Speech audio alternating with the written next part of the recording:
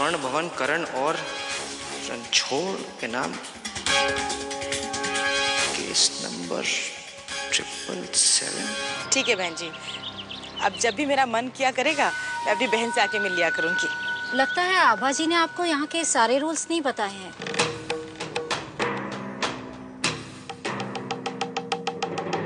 हम लोग अपने आश्रम में ऐसों से बहुत कम लोगों को मिलने की इजाजत देते हैं। सिर्फ 3 लोग ही मिल सकते हैं। ऐसी बात है तो फिर मैं, करण या फिर आभा आया करेंगे मिलने के लिए।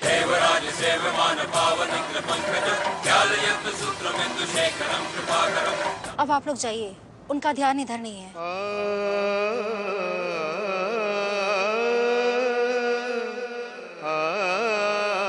प्लीज जल्दी जाइए।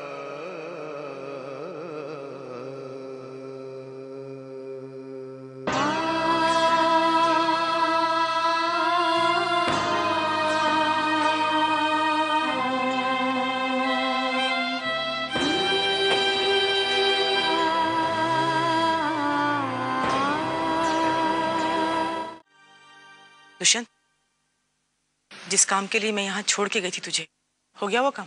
अरे भौंक होते होते रह गया। एक घड़ी मिली, सोने की अंगूठी मिली, कुछ लेने नहीं दिए हमको। हमारा बक्सा तो फिर से खाली रह गया।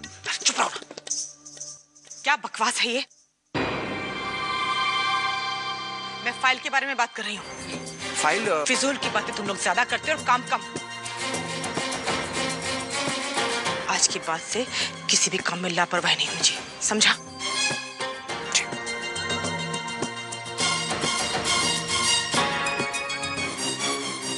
ये सब कौन कर गया ऐसे? मैंने तो नौकरों को भी मना किया था कि इस टेबल की चीजों को हाथ न लगाएं। फिर कौन है?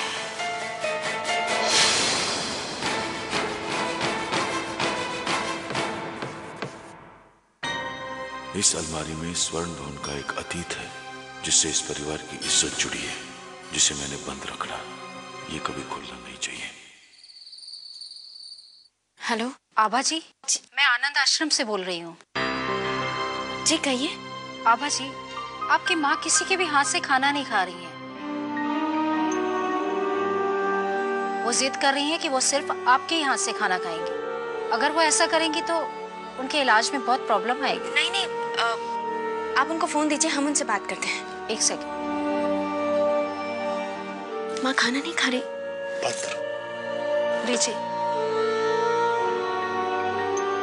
माँ, मुझे आपके पास आना है। माँ, हम आपसे मिलने जरूर आएंगे, लेकिन उसके लिए आपको हमारी एक बात माननी पड़ेगी। क्या? जैसा डॉक्टर कहे बिल्कुल वैसा कीजिए। आप डॉक्टर की बात मानेंगी ना तो आप बहुत जल्दी ठीक हो जाएंगी और फिर हम सब साथ रहेंगे। हाँ, मानूंगी। फूफा जी की जिंदगी में ये रणछोड़ और केस नंबर 777 का क्या चक्कर है? पता लगाना होगा। ये करण को तो हम संभाल लेंगे, मगर ये रणछोड़ का क्या करें? माँ को ये सब बताने से पहले ये रणछोड़ के बारे में सब कुछ पता लगाना पड़ेगा।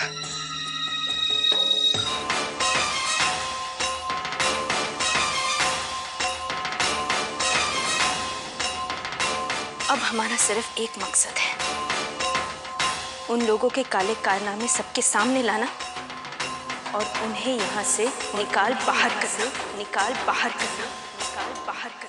अब तो चाहकर भी हमें इस घर से कोई नहीं निकाल सकता, हो ना हो। ये केस नंबर 777 ही जिंदगी भर हमारे इस घर में रहने का लाइसेंस है।